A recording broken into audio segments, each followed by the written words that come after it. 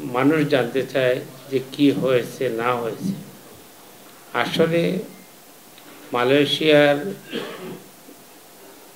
সাথে তো আমাদের অনেক দিন আগ থেকেই কার্যক্রম শুরু হয়েছিল, মধ্যখানে বন্ধ হয়েছিল, আবার শুরু হয়েছে, আবার 2022 সালে শুরু হয়েছিল। 22 সালে আমাদের এগ্রিমেন্ট ছিল 5,32,000। তার মধ্যে বাংলাদেশ থেকে গিয়েছে 4,76,000। এর মধ্যে বিএমইটির আমরা পাস দিয়েছি, কর্ম যেটা পারমিশন চেয়েছিল তারা, সেগুলো অনেকে দেওয়া হয়েছে। এর মধ্যে অনেকেই, যেমন এমপ্লয়ার ডিমান্ড নোট দিয়েছে, তার শ্রমিকের প্রয়োজন, কর্মীর প্রয়োজন, অনেকেই আবার দেওয়ার পরে আবার নাও করেছে। এইভাবে আমাদের তথ্য পাওয়া গেছে। সেই হিসাবে আমরা 31শে মে যে ডেডলাইন ছিল, সেই ডেডলাইন পূরণের লক্ষ্যে এর ইতিমধ্যেই আমরা আপনাদের মাধ্যমে সবাইকে অবহিত করেছি যে আমরা মে মাসের 2 তারিখ আমরা 10টি পেপারে এবং বিভিন্ন অনলাইনে আমরা অ্যাডভার্টাইজমেন্ট দিয়ে সবাইকে জানিয়েছি, যারা রিক্রুটিং এজেন্ট যারা যাবে সবাইকে অবহিত করেছি যে 31 তারিখে শেষ হয়ে যাবে। এরপরেও 15ই মে আমরা আর একটা মিটিং করেছি বাইরের সাথে। মিটিং করে আমরা তাদেরকে বলেছি যে তোমরা মানুষের লিস্ট দাও, কতজন যাবে, কারা যাবে, কোন ফ্লাইটে কতদিন রেডি হবে, সেটা তারা দিতে পারে নাই। তারা কারণ সেই সময় তারা এত অর্গানাইজ হতে পারে নাই। এরপরেও সর্বশেষে আমাদের মন্ত্রণালয়, আমাদের সচিব সাহেব সহ আমরা 22টা ফ্লাইট, বাংলাদেশ বিমান এবং ইউএস বাংলা 22টা ফ্লাইট গিয়েছে। এরপরে 4টা চার্টার ফ্লাইট গিয়েছে। এরপরে আরও বিভিন্ন এয়ারলাইন্সে মানুষ গিয়েছে। সেদিকে লক্ষ্য রেখেই আমরা কাজ করে যাচ্ছি। এখন আমাদের বিএমইটির হিসাব মতো যেটা হলো কি 17,777 জন যাইতে পারে নাই। এর মধ্যে তো আমাদের বিএমটির পারমিশন নিচ্ছে, অনেকে যেতে পারে নাই।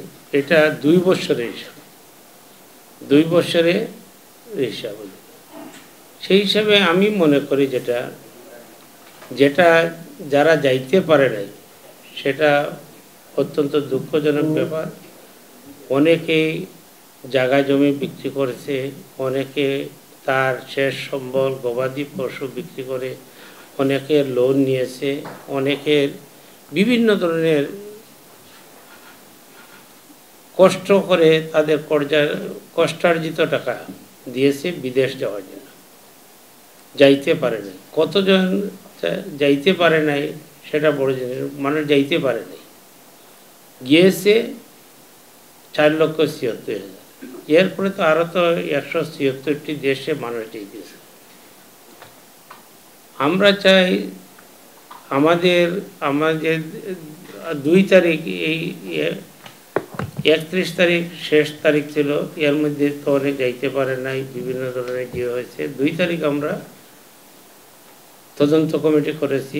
সেই তদন্ত কমিটির মাধ্যমে বাইরে এসেছে যে 100টি এজেন্ট, রিক্রুটিং এজেন্ট ছিল, সেই 100টি কম বেশি সবাই, কারো 10 জন, কারো 50 জন, কারো 500 জন, কারো 400 জন, এইভাবে আমাদের হিসাব মতো এগুলা পাওয়ার পরে আমরা চিন্তা করলাম যেটা হলো কি আপনাদের সাথে বসার পূর্বে আমরা দেখি তাদের বাইরের মতামত, তাদের অ্যাটিটিউডটা কি। তারা যে পাঠাইতে পারলো না, টাকা নিছে, এই টাকার কি হবে। তখন তারা গতকালকে তো আমরা গতকালকে আমরা বসেছি এবং তারা সবাই এগ্রি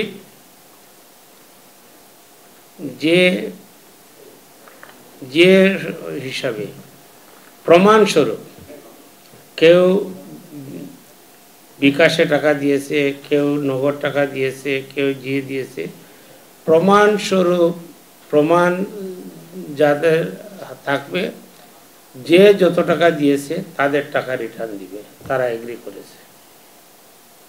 সেটার জন্য আমি ভাবলাম যে একটা ধাপ তো আমরা মোটামুটি ভাবে আমরা এগিয়ে গেছি। এখন প্রথম হলো কি গরিবের টাকাটা রিটার্ন পাওয়া, সেটা যখন এগ্রি করেছে তারা 15 দিনের ভিতরে দিবে। আমরা বলেছি যে ডেডলাইন 15 তারিখ, 15 দিনের ভিতরে যদি আপনারা না দেন তাহলে আপনাদের ব্যাপারে, আপনাদের যে দিতে পারবে না তাদের ব্যাপারে আমরা আইনানুগ ব্যবস্থা গ্রহণ করব, কাউকে ছাড় দেওয়া হবে না।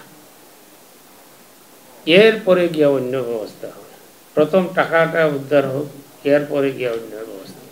সেই হিসাবে আমরা, আপনারাও কষ্ট করতেছেন এই গরিব মানুষের টাকার জন্য যাতে ফেরত পায়।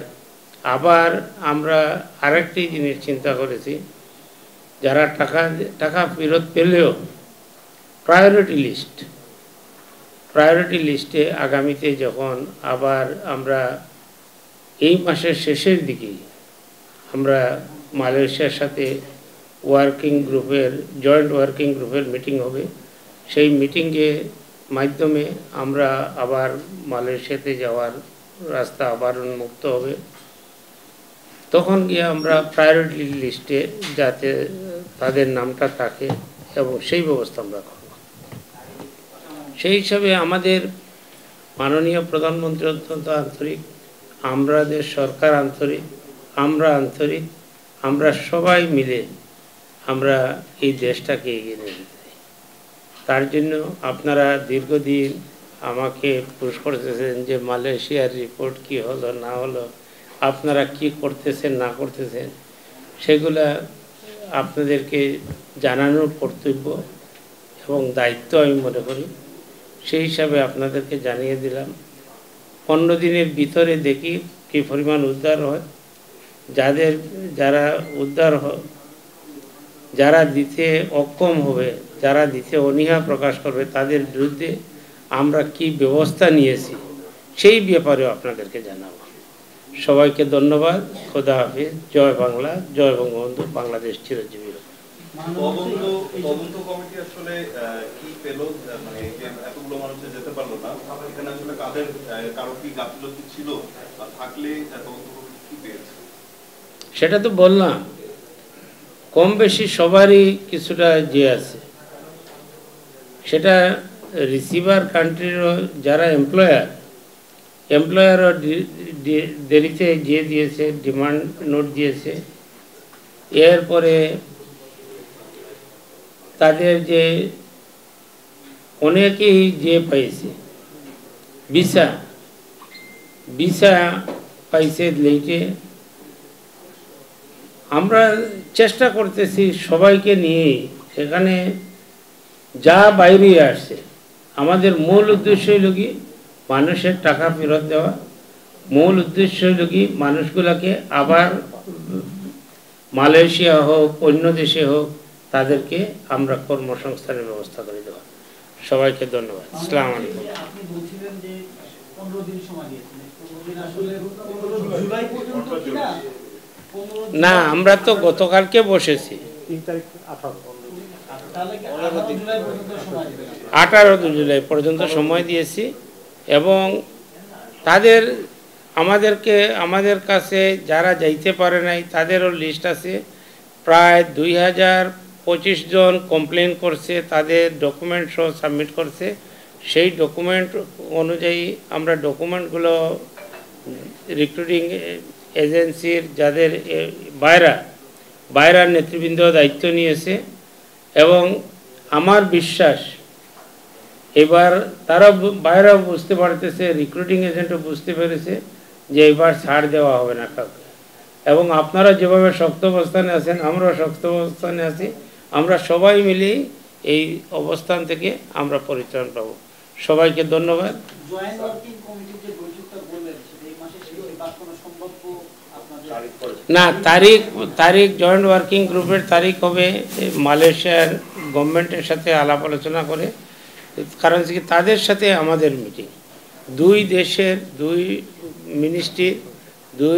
মিনিস্ট্রির বৈঠক হবে এবং দুই গভর্নমেন্টের সাথে মিটিং হবে দুই দেশের। সেটা কিভাবে আমরা মানুষ পাঠাবো, কিভাবে কি হবে না হবে সেগুলো তাদের কাছ থেকেও ডেট আসতে হবে, সুইটেবল ডেট অনুযায়ী আমরা ডেট ঠিক করব।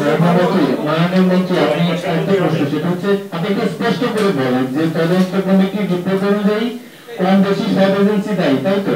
সবাই যে 100টা এজেন্সি ছিল তারা কি সবাই দায়ী হিসেবে আপনাদের রিপোর্টে উঠে এসেছে? এটা কি ক্লিয়ার করে বলেন। সবাই কম বেশি আমরা দায়ী আছি, সবাই কম বেশি দায়ী আছে। একটা প্রশ্ন, সেটা হচ্ছে টাকা যে ফেরত দিবেন, এটা ওনারা প্রেস কনফারেন্স করে বলেছেন যে ওনারা টাকা ফেরত দিবেন। আজকে থেকে প্রায় 1 মাস আগে বলেছেন ওনারা টাকা ফেরত দিয়ে দিবেন। যেদিন ব্রিফিং করেছেন তারপরের দিন থেকে ওনাদের টাকা ফেরত দেওয়ার কার্যক্রম শুরু, মানে ওনাদের যে বক্তব্য আপনার পর্যন্ত আশা লেগেছে, আপনাকে আশ্বস্ত করেছে। আমার জানবার বিষয় হচ্ছে এই যে পরিস্থিতি তৈরি হলো, তদন্ত কমিটি কোনো প্রতিবেদনের কোনো সুপারিশ জানিয়েছে এই ধরনের ঘটনা যাতে পুনরাবৃত্তি না হয়, মানে এই ঘটনা সেটা যাতে না হয় সুপারিশ আছে এবং তাদের টাকা ফেরত দেওয়া, তাদেরকে আবার কর্মসংস্থানের ব্যবস্থা করা, এগুলো এই সমস্ত সুপারিশ আছে। আমি আরও ডিটেলস পরে জানাবো, আপনাদেরকে জানাইলাম এগুলা আপনাদের মাধ্যমে। যারা বিদেশে যাওয়ার জন্য টাকা দিয়েছে তারা যাতে যার কাছে টাকা দিয়েছে তাদের সাথে যোগাযোগ করলে ইনশাল্লাহ টাকা পাবে।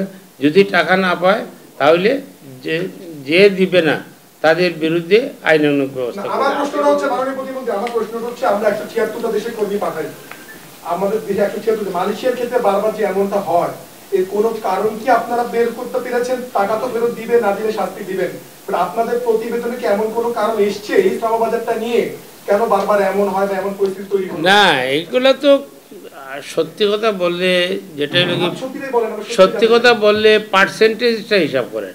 5,32,000-এর মধ্যে 4,76,000 চলে গেছে।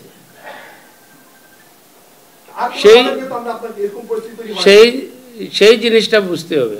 অন্যান্য দেশের কিছু না কিছু ঘটে, 100% অনেকেই আছে বিএমইটির পারমিশন হিসেবে অসুস্থ হয়ে গেছে, যাইতে পারে নাই। অনেক আছে বাড়ার পয়সা জোগাড় করতে পারে নাই, বিভিন্ন ধরনের অজুহাত আছে। সেই হিসাবে আমি মনে করি যেটা হলো কি এগুলার ব্যাপারে ডিটেলস আলাপ করব। সবাইকে ধন্যবাদ। খোদা হাফিজ। জয় বাংলা, জয় বঙ্গবন্ধু, বাংলাদেশ ছেড়ে দেবে।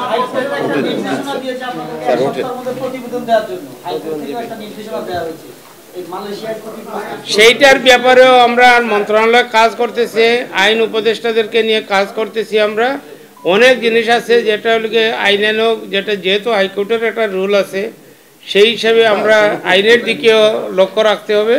সব দিকে লক্ষ্য রেখে আমরা চলবো। ওমানের একটা ব্যাপার আছে, ওমানে বাংলাদেশ থেকে ডাক্তার নেবে না, এটা আপনার জানা আছে? ওরা একটা জারি করেছে, রাশিয়া, চায়না, ইউক্রেন আর বাংলাদেশ ডাক্তার নেবে না। আপনি কি জানেন কেন নেবে না? না, সেইটার ব্যাপারে ডিটেলস জানি না, জানলে পরে জানাবো আপনাদের।